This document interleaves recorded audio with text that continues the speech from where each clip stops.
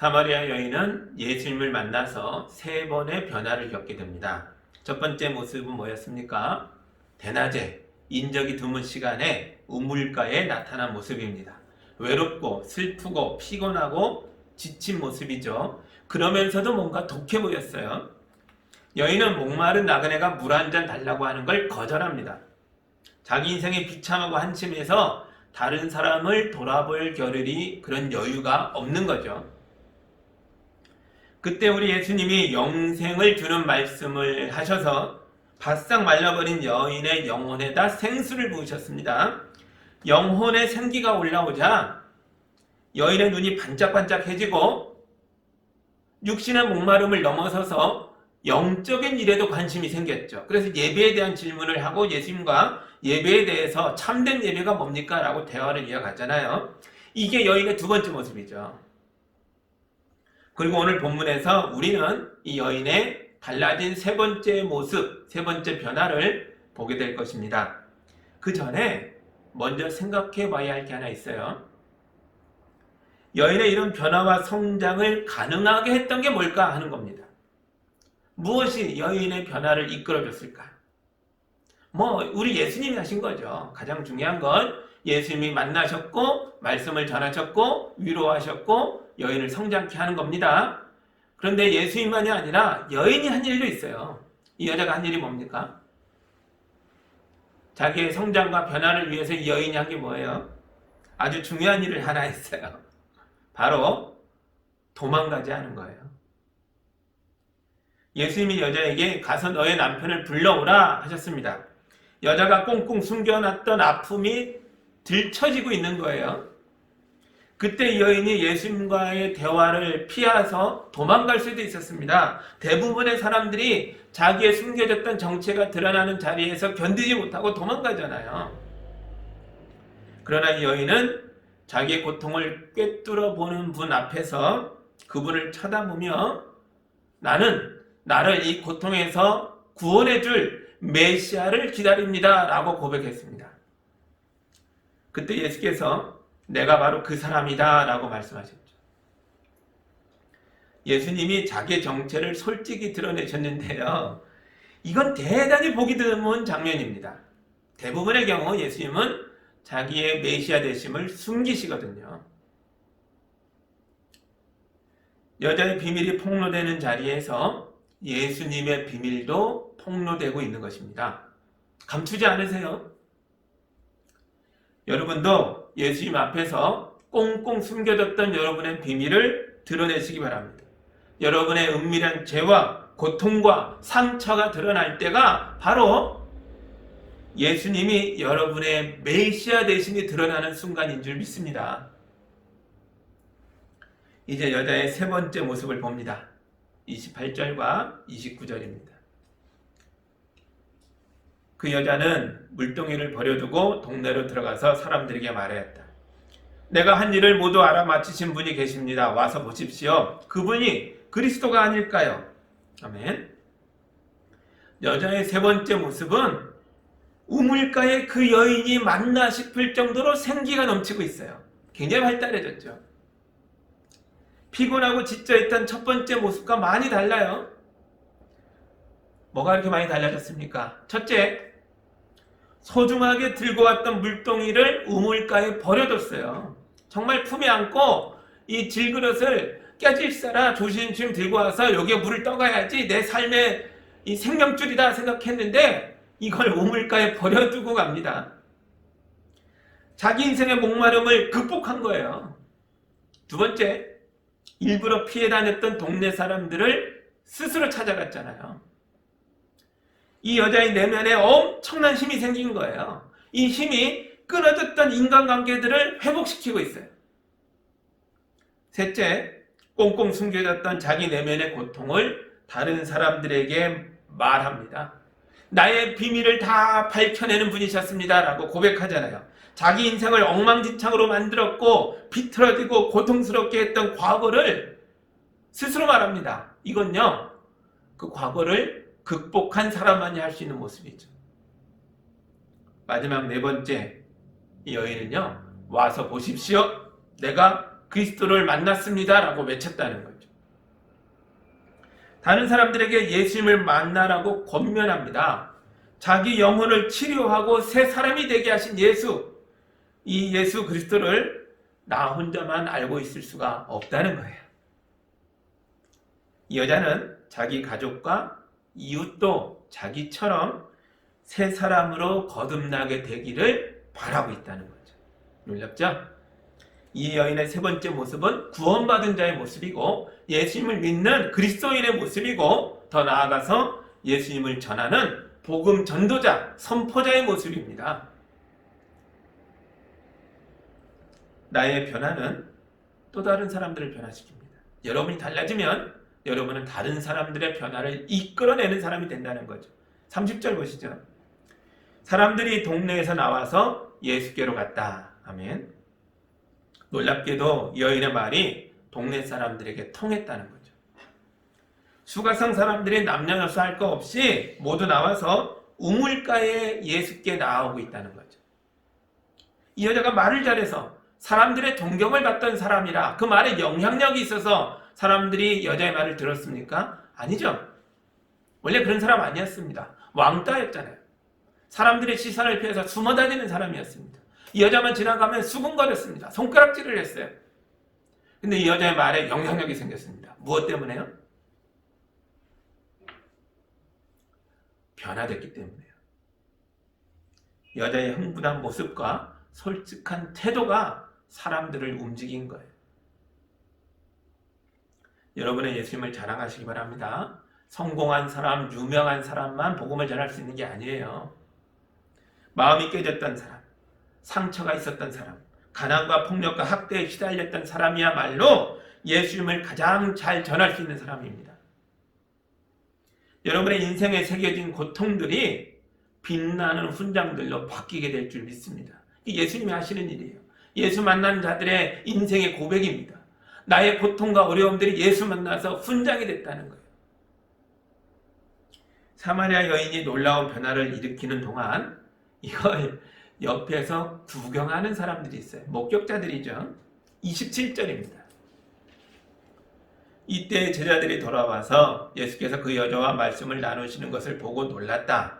그러나 예수께 웬일이십니까? 하거나 어찌하여 이 여자와 말씀을 나누고 계십니까? 하고 묻는 사람이 한 사람도 없었다. 먹을 걸 사려고 동네에 갔던 제자들이 돌아왔는데요. 예수님이 사마리아 여자와 말씀을 나누고 있는 걸 보고 많이 놀랐습니다.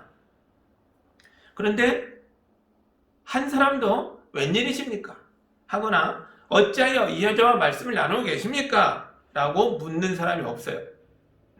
모두 조용히 침묵하고 있습니다. 이 침묵은 제자들이 이 상황을 마음에 들어하지 않는다, 탐탁지 않게 보고 있다는 걸 보여줍니다. 우리 선생님은 랍비신데, 유대인 랍비신데 이 사마리아 사람, 그것도 사마리아 여자와 대화를 나누시다니 이게 마음에 안 드는 거예요. 이때 문화를 알면 더 잘 이해가 됩니다. 유대인 랍비들이 이런 말을 했다는 거예요. 여성과 대화하는 건 시간 낭비다. 그 여성이 자기 부인이라도 그렇다. 차라리 그 시간에 성경 연구를 하는 게 더 낫다. 이하고 공공연하게 랍비들의 기록에 나와 있는 말입니다. 우리 예수님은 이런 여성차별과 편견의 문화에 대해서 정면으로 반대하셨습니다. 우리 예수님은 세상에서 억압받는 분들 곁에 함께 서시는 분이십니다. 우리 예수님은 이 땅에 자유와 해방을 가져오시는 하나님이십니다. 그런데 이런 주님의 제자들이 아직도 이런 차별적인 편견에서 벗어나지 못하고 있다는 거예요. 그러니까 못마땅해서 침묵하고 있는 겁니다. 제자들의 이런 모습은 메시아를 만난 기쁨으로 흥분해서 그동안 외면하고 살았던 동네 사람들에게 달려가고 있는 사마리아 여인의 모습과 날카롭게 대조되고 있다는 거죠. 예수를 먼저 만난 사람들인데도 이들은 자기들의 차별의 문화, 편견의 문화를 극복하지 못하고 있습니다. 그렇다고 제자들이 예수님을 믿지 않은 게 아니잖아요. 제자들은 예수님을 사랑합니다. 존경합니다. 진심으로 따르고 있어요. 31절 보세요. 그러는 동안에 제자들이 예수께 랍비님 잡수십시오 하고 권하였다. 제자들은 예수님께 자기들이 마을에서 사온 따뜻한 음식을 꺼내놓습니다. 예수님 잡수십시오. 예수님이 목이 마르고 지치고 피곤하고 배가 고프다는 걸 너무 잘 알고 있는 거죠. 함께 여기까지 걸어왔던 거잖아요. 예수님이 지쳐서 우물가에 앉아 계실 동안 얼른 가서 먹을 거 사올게요 하고 다녀온 거잖아요. 그래서 빨리 드십시오라고 꺼내놓습니다. 이런 모습은 제자들이 온갖 정성을 다해서 예수님을 사랑하고 존경하고 섬기고 있다는 걸 보여주고 있어요. 거기엔 거짓이 없습니다. 이건 진짜예요. 그런데 예수님이요, 제자들이 내민 음식을 거절하십니다. 32절이에요. 그러나 예수께서는 그들에게 말씀하시기를 나에게는 너희가 알지 못하는 먹을 양식이 있다 하셨다.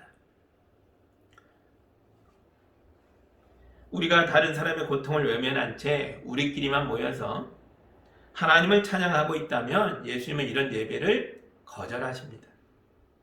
아모스 5장에 나오는 주님의 말씀입니다.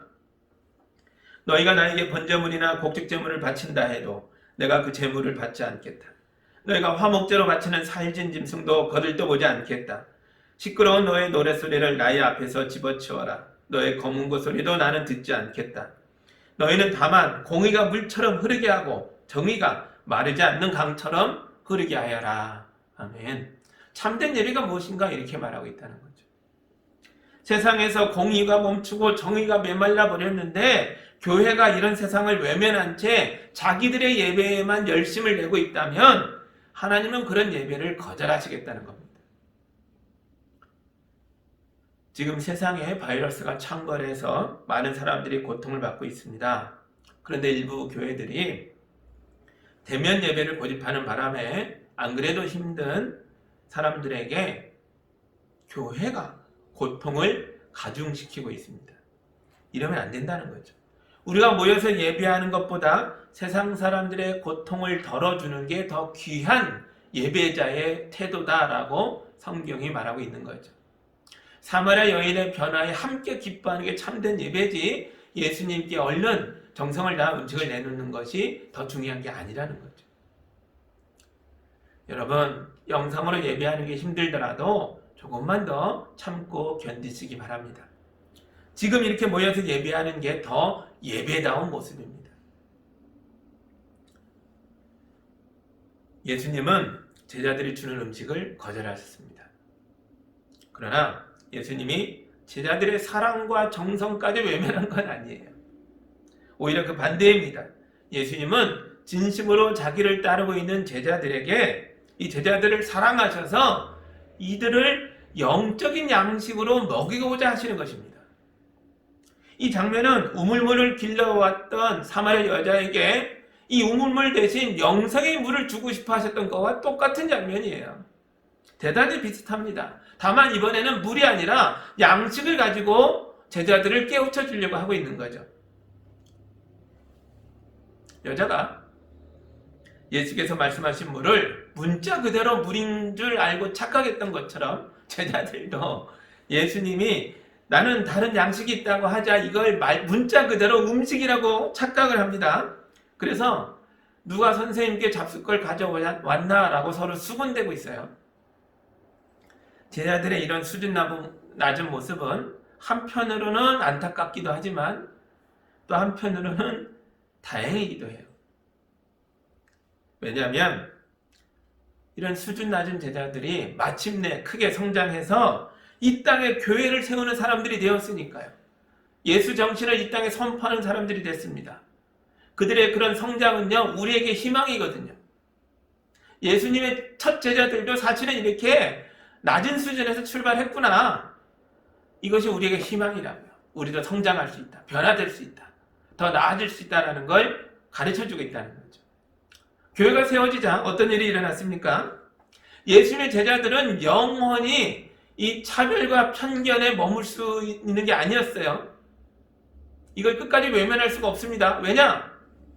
예수님을 따르려면 내가 좋아하는 부분만이 아니라 내 마음에 들지 않는 부분도 받아들여야 하거든요. 다행히 제자들이 세운 교회에선 여성 차별과 편견을 극복해가기 시작합니다. 예수의 정신을 받아들였다는 거죠. 그래서 이 가부장제가 강했던 이 시대 속에서 교회는 여성들을 교회 지도자로 세우고 예배인들을 부탁하고 복음을 전하고 말씀 선포하는 자들로 세워 나갔습니다. 시대 문화를 교회가 앞장서서 극복해버린 거예요. 그래서 이후에 나오는 사도행전과 바울서신에 나오는 교회들의 수많은 여성 지도자들의 이름이 나오는 거죠. 우리도 믿음의 수준이 떨어지지만 제자들의 성장을 보면서 희망을 가지셔야 합니다. 이제 우리도 예수님의 가르침을 받겠습니다. 34절입니다. 예수께서 그들에게 말씀하셨다. 나의 양식은 나를 보내신 분의 뜻을 행하고 그분의 일을 이루는 것이다. 아멘. 누가 음식을 가져왔나? 아니라는 거예요. 예수님이 드시는 양식은 하나님의 뜻과 하나님의 일이 이루어지는 거라는 거죠. 이게 뭡니까? 사마리아 여자가 변화를 받고 새 사람이 된 것으로 인해서 예수님이 배부르다는 거예요. 왜냐하면 이 일은 하나님의 뜻이고 하나님의 일이기 때문이라는 거죠. 예수님은 이 일을 위하여 이 땅에 오셨다는 것입니다. 하나님의 뜻과 하나님의 일이 뭐라고요? 바로 죄와 고통으로 얼룩져 있던 한 인간이 예수 믿고 변화되고 살아나는 것입니다. 버림받았던 사람이 하나님의 백성으로 돌아오는 것입니다. 예수님은 세상 사람들을 구원하려고 이 땅에 오셨습니다. 그리고 마침내 십자가를 통하여 하나님의 일을 완성하실 것입니다. 예수님의 마지막 기도가 요한복음 17장에 나옵니다. 그 중에 한 구절을 제가 읽어드릴게요. 나는 아버지께서 내게 하라고 맡기신 일을 완성하여 이 땅에서 아버지께 영광을 돌립니다. 아멘. 이 기도는 예수께서 십자가를 앞두고 드린 마지막 기도라는 거죠. 아버지께서 나를 보내신 그 일, 내가 그것을 이 땅에서 완성합니다. 이게 십자가예요. 예수님의 십자가는 저와 여러분, 우리 모두에게 주는 영생의 물이요 생명의 양식인 줄 믿습니다. 그래서 예수님께서 십자가를 앞둔 마지막 밤 제자들에게 빵을 떼어주며 이것을 받아 먹으라, 내 몸이다. 포도주 잔을 따라주시며 받아 마셔라, 이것은 내 피다. 말씀하지 않으셨습니까? 내 피를 먹고 마시라. 여러분도 예수님을 먹고 마심으로써 사마리아 여자처럼 자유와 해방을 얻으시기 바랍니다. 예수님은 제자들이 유대인이란 껍질을 깨고 나와서 차별과 편견 없이 세상 사람들을 바라보게 되기를 기대합니다. 35절입니다. 너희는 넉 달이 지나야 추수 때가 된다고 하지 않느냐? 그러나 나는 너희에게 말한다. 눈을 들어서 밭을 보아라. 이미 곡식이 익어서 거둘 때가 되었다. 아멘. 눈을 들어 밭을 보라 그래요. 제자들이 우물가의 옆에 있는 밭들을 찾아보니까요. 아유, 추수 때가 한참 멀었습니다. 추수하려면 아직도 넉 달은 남은 것 같아요. 그런데 예수께서 이렇게 말씀하세요. 보아라, 벌써 이미 곡식이 익어 거둘 때가 됐다. 이제 여러분 날 때가 됐죠? 예수님께서 물을 주겠다고 할 때 그 물은 우물물이 아니었죠. 예수님께서 먹을 양식이 있다고 했을 때 그 양식은 제자들이 구해오는 그런 음식이 아니었어요. 그렇다면 추수 때가 됐다 할 때의 이 추수할 곡식도 들판의 곡식이 아니죠. 이거 뭡니까? 가깝게는 사마리아 사람들이죠. 멀게는 우리 모두입니다. 지금 당장은 이 마을 사람들이에요. 이 사람들은 구원받을 때가 아직 안 됐다. 먼 나중의 이야기다. 그렇지 않다는 거예요. 지금이라는 거죠. 사실 유대인들도 언젠가는 사마리아 사람들도 구원받을 것이다 라고 생각했어요. 그러나 그날은 한참 나중이라는 거죠.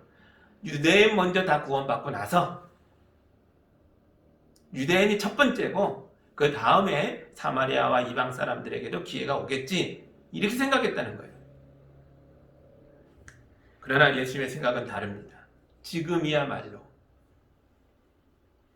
자기에게 오고 있는 사마리아 사람들이 구원받을 때라는 거예요. 여자의 말을 듣고 지금 사마리아 사람들이 마을에서 출발했잖아요. 그들이 구원받을 때라는 거죠. 하지만 제자들은 여전히 사마리아 사람들에게 구원이 임한다는 걸 깨닫지 못하고 있습니다. 왜냐하면 자기들은 한 게 없으니까요. 이들에게 복음을 전한 적이 없거든요. 그래서 미처 깨닫지 못하고 있어요. 그런데 이들이 알지 못하는 가운데 이미 사마리아 사람들 속에 이 마을에 복음의 씨앗이 던져졌습니다. 그게 누굽니까? 39절입니다. 그 동네에서 많은 사마리아 사람이 예수를 믿게 되었다. 그것은 그 여자가 자기가 한 일을 예수께서 다 알아맞히셨다고 증언하였기 때문이다. 아멘.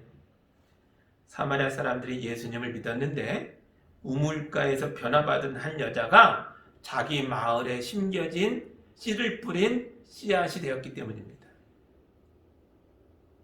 자기를 외면했던 사람들을 자기 발로 스스로 찾아다니면서 내가 메시아를 만났다 고백했기 때문입니다. 여러분의 판단으로 하나님의 역사를 제한하지 마십시오. 하나님의 시간은 우리의 시간과 다르며 하나님의 판단은 우리의 판단과 다릅니다. 구원은 하나님의 시간에서 일어나는 일이지 결코 우리가 결정하는 시간이 아닙니다.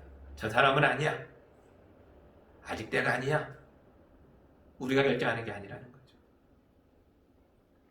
그래서 사도 바울도 디모데후서에서 이렇게 말합니다. 너는 말씀을 전파하라. 때를 얻든지 못 얻든지 항상 힘쓰라. 범사의 오래 참음과 가르침으로 경책하며 경계하며 권하라. 아멘. 그 때를 네가 결정하지 말라는 거예요. 때를 얻든지 못 얻든지 우리는 복음을 선포해야 합니다. 예수님의 말씀대로 사마리아 사람들이 예수님을 믿고 새 사람으로 변화되어 갔습니다. 그리고 더욱더 놀랍게도 이 사람들의 입술에서 엄청난 고백이 나옵니다. 42절입니다. 그들은 그 여자에게 말하였다. 우리가 믿는 것은 이제 당신의 말 때문만은 아니요. 우리가 그 말씀을 직접 들어보고 이분이 참으로 세상의 구주이심을 알았기 때문이요. 아멘. 사마리아 여자에게 고마워하죠. 당신 때문에 예수 만났어. 그러나 우리가 예수 믿은 건 당신 때문만은 아니요. 이제는 예수의 말씀을 직접 들었기 때문이요. 그리고 뭐라고 고백해요? 예수가 세상의 구주임을 우리가 알았다라고 고백합니다. 이거 어마어마한 고백이에요. 세상의 구주, 세상의 구원자. 이 말은 신약 성경에 딱 두 번밖에 안 나오는 말이에요. 한 번은 여기고 또 한 번은 요한일서 4장에 나옵니다. 이 세상의 구원자라는 말은 사실 로마 황제에게 붙이던 말이었어요. 아우구스티스나 티베리우스나 심지어 폭군 네로에게도 세상의 구원자라고 사람들이 불렀습니다. 그리고 이 사마리아는요, 로마의 총독이 직접 다스리는 로마의 직속 식민지였어요. 이런 상황에서 이 사람들이 예수님을 세상의 구원자이시다라고 외쳤다는 건 자기 시대의 사상과 문화를 뒤집어 퍼버리는 놀라운 고백이라는 거죠. 그런데 왜 제자들이 아니라 사마리아 사람들을 통해서 예수님이 세상의 구원자시다라는 고백이 처음으로 터져나왔던 것일까요? 왜냐하면 유대인들은 자기들의 메시아가 세상 사람 모두의 구원자가 되는 걸 원치 않았으니까요. 유대인들의 차별과 편견이 제자들의 믿음의 성장을 방해하고 있는 거예요. 유대인은 하나님은 우리만의 하나님, 메시아는 우리만의 메시아, 구원자는 우리만의 구원자가 되길 원했다는 거죠. 그러나 사마리아 사람들은 자기들의 부족함과 비천함 속에서 예수님을 만났기 때문에 이들은 예수에 대해서 오직 감사뿐이었습니다. 그래서 이들이 예수에 대한 예수님을 믿는 믿음과 예수에 대한 지식에 있어서 제자들의 수준을 뛰어넘어 버린 거예요. 한 단계 더 높은 수준으로 올라갔습니다. 사마리아 사람이 우리를 구원하는 메시아라면 이방인도 구원할 것이다. 세상 모두를 구원할 것이다. 예수는 세상의 구원자시다.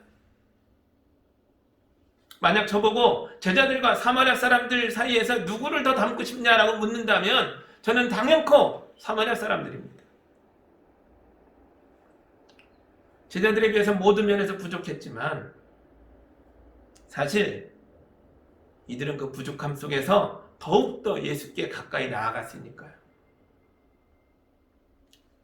또한 그 중에서도 사마리아 여인이야말로 우리가 닮아야 할 사람입니다. 세상에서 버림받았던 사람, 세상의 손가락질을 받았던 사람이지만 이 여인이야말로 예수 만나서 하나님의 딸로 다시 태어난 존재입니다. 그리고 자기를 버렸던 마을 사람들에게 예수님을 전하여 그들도 자기처럼 하나님의 백성이 되게 한 사람입니다. 위대한 여인이죠. 그리고 너무나 놀랍게도 오직 예수의 이름만 남긴 채 자기 자신은 조용히 사라집니다. 이 여인의 이름이 더 이상 나오지 않잖아요. 예수만 남았습니다. 마을 사람들이 그러잖아요. 처음엔 당신 때문에 예수 만났으나 지금은 예수님을 내가 믿고 있어. 놀랍죠. 그러나 보십시오. 앞으로 예수의 복음이 전해지는 모든 곳에서 이 여인도 함께 전해지고 있다는 거죠. 이름은 알 수 없으나 놀라운 변화를 겪었던 이 여인의 모습이 우리의 모범으로서 닮아가야 할 존재로서 우리에게 제시되고 있습니다. 올해 유난히 힘들었을 줄 압니다. 코로나로 재택근무다, 온라인 수업이다, 비대면 예배다 하면서 인간관계들이 다 끊어졌어요. 이 와중에 누군가는 손에 움켜쥐고 있던 물그릇이 깨지는 것처럼 삶의 젖줄을 알고 있고 나의 마실 물 먹을 양식을 주는 그 무엇인가를 알고 있다고 움켜잡았던 게 깨진 존재도 있을 거예요. 또 누군가는 사람들의 시선에 닿지 않는 사각지대 속에서 몸과 마음의 깊은 상처를 입기도 했을 겁니다. 주님의 말씀이 여러분의 위로가 되어줄 줄 믿습니다. 그런 존재였던 사마리아 여자가 예수 만나 변화를 거듭거듭 되어가면서 마침내 세상을 구원하는 예수님을 선포하는 놀라운 모습으로 나아갔잖아요. 새해에는 예수님과 함께 걸어가시기 바랍니다. 예수님이 여러분의 영혼에 생명의 물을 부어주셔서 사마리아 여인에게 일어났던 변화가 여러분에게도 일어나게 하실 줄 믿습니다. 예수님이 여러분의 아픔을 빛나는 훈장이 되게 할 줄 믿습니다. 예수님의 복음이 전해지는 곳마다 여러분의 이야기도 함께 전해지게 되기를, 그런 믿음의 승리자들이 다 되시기를 예수님 이름으로 축복합니다.